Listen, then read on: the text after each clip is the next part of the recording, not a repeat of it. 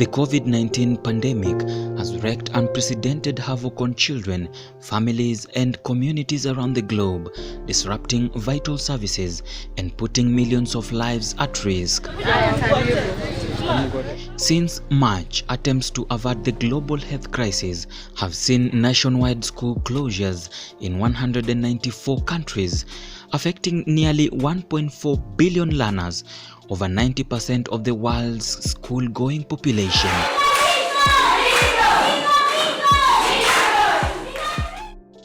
The number of teenage pregnancies has increased dramatically, with prevalence in countries hitting above 18% as a result of recent school closures and lockdowns, according to new data from UNFPA.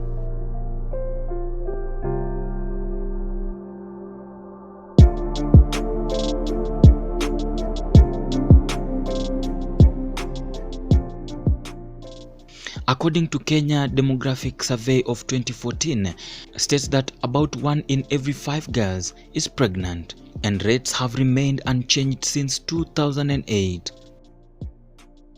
What we are simply saying is, give us the space to articulate our own issues, for there is nothing for us without us. We have noted that during this COVID period, there are increased incidences of teenage pregnancies and sexual violence. Parents in both rural and urban areas have neglected their role in providing reproductive health information to girls and young women. Some counties are disproportionately affected than others, with high of 40% and lows of 6% implications. I sat down with the adolescent to find out answers to my questions. The girl child is the only one who carries the burden of early pregnancy. But in the real sense, the pregnancy was brought about by two individuals coming together, under consent or without consent. That is a matter to figure out. When COVID first came, we didn't really think much about it. We already had issues of teenage pregnancies, but we didn't really, think about the effect it would have on these people, on these students. Now that they are home, they are not in school.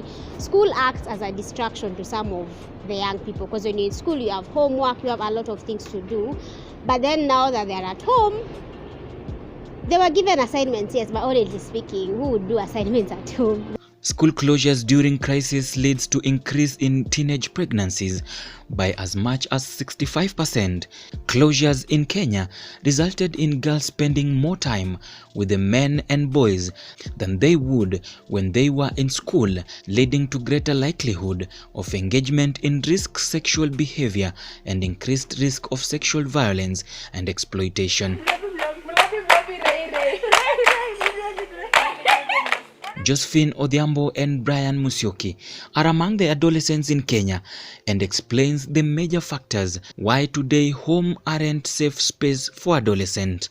For some of them, home is not a safe space as we would want to think. For some of them, school is a safe space. So now they're at home, most of them were defiled, and in as much as yes, we are talking about teenage pregnancy, most people are not talking about the angle of these cases being defilement cases. And other than the rape case, there's the issue of drug and substance abuse, which is on the rise among young people as well. Because now when I'm intoxicated, I'm not sure, I cannot be able to consent to sex as it is, because my senses are not intact.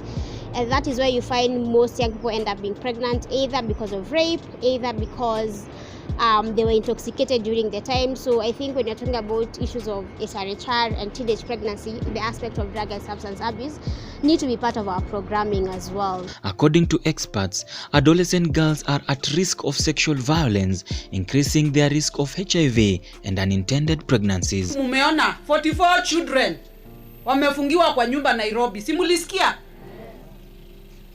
Nikiwaambia mambo yale yanaendelea wakati huu, ni mambo ambayo hayafai hata kidogo.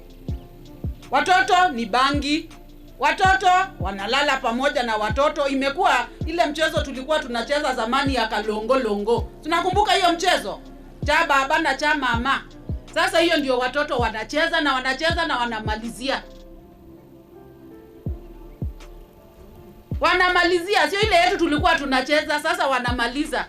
It was reported that cases of defilement of underage girls have increased in Kenya, but again there is a link on all this: drug and alcohol abuse among these teenagers.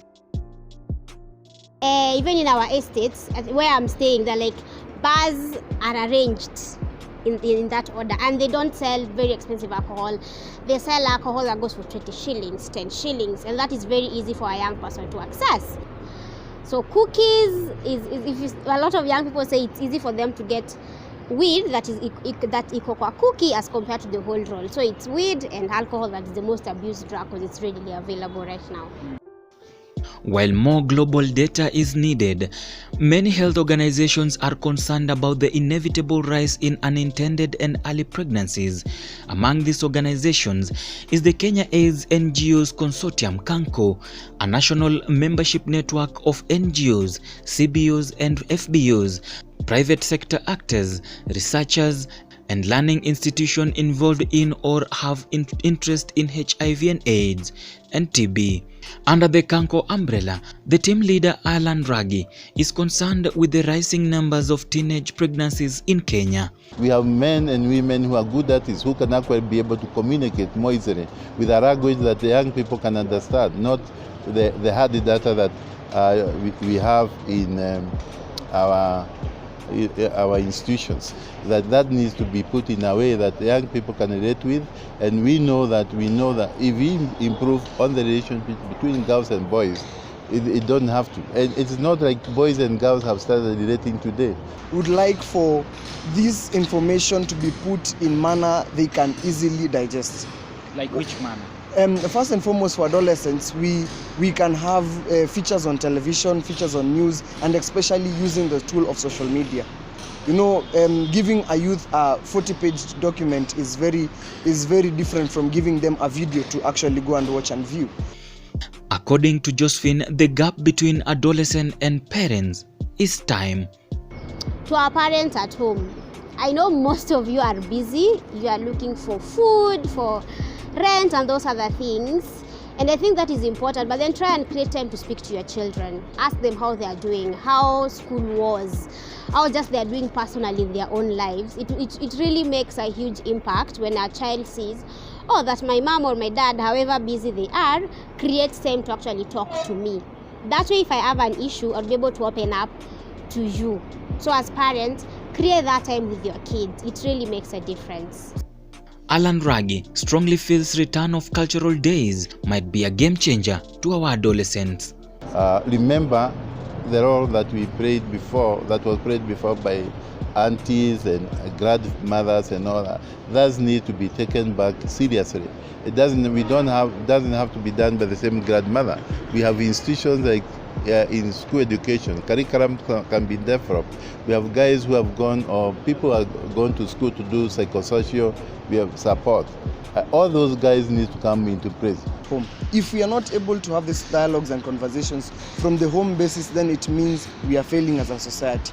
We need to sit down as Kenyans or as families and discuss this openly, because sex is a gift, and it should be spoken from a gift point of view. A father to a son, a mother to a daughter, an auntie to the daughter or to the niece or to the nephew.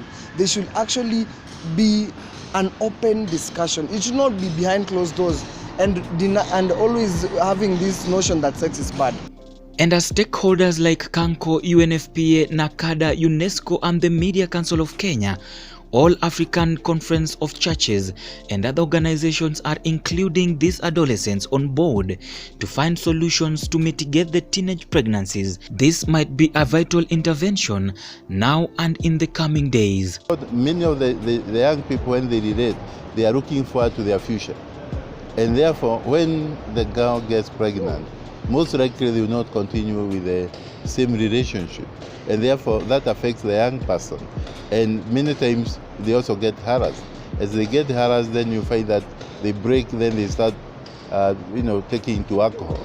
Or they start looking for other multiple partners. And that will then there's a problem. Therefore, I think what we should look at when you're looking at issues of pregnancy, it's not about the girl, it's about preparing the young persons on how to relate, what to do, and how to take care of themselves. When you accept parties to go down in your houses, do you know what really happens? Ini bangi.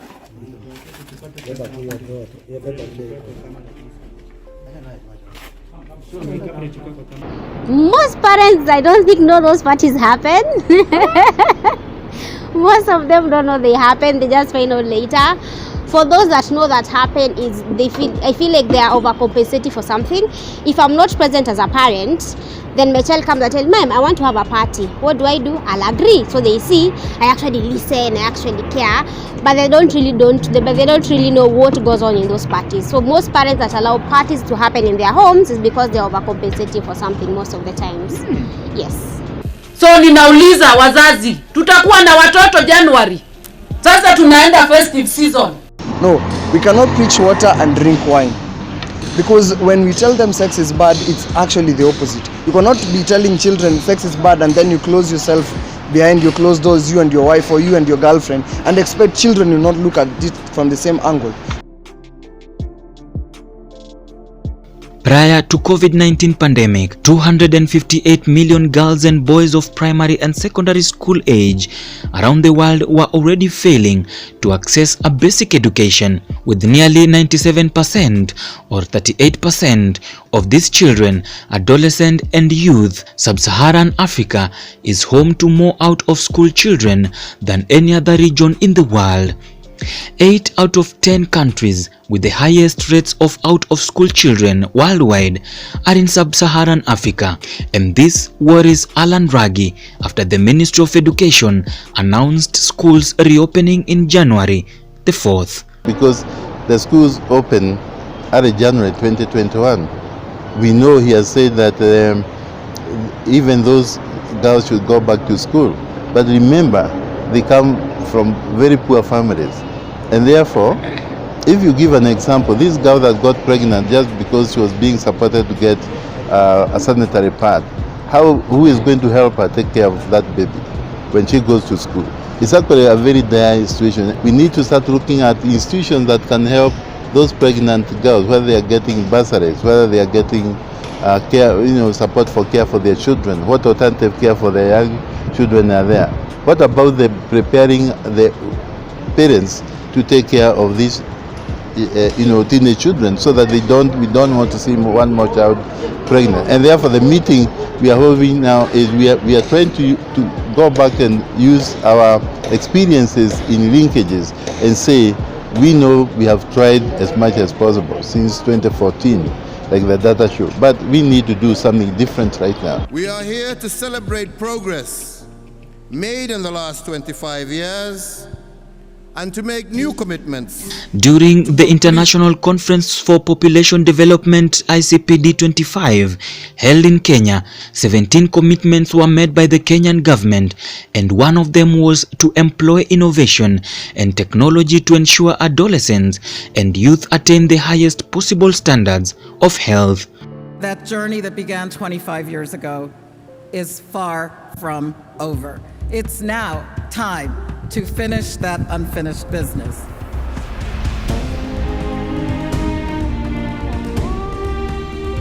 We, the peoples, march forward for freedom and justice together. The government emphasizing that efforts will be made to eliminate teenage pregnancies, new adolescents and youth HIV infections, and harmful practices such as child marriages, while at the same time ensuring universal access to friendly, quality, productive health services and information to the youth and adolescents by 2030. This vision will be realized only if the government and stakeholders like Kanko involve the adolescents in all the stages of their strategies. The Sustainable Development Goals cannot and will not be achieved until women, girls and young people are able to control their bodies and their lives, free from fear and from violence. For more of these stories, subscribe to Straight News channel on YouTube. Story proudly sponsored by Kanko. Reporting for Straight News, I'm Ode Francis. We keep moving forward. We will not retreat. We will never give up. We are in a race to the finish line, and we shall prevail.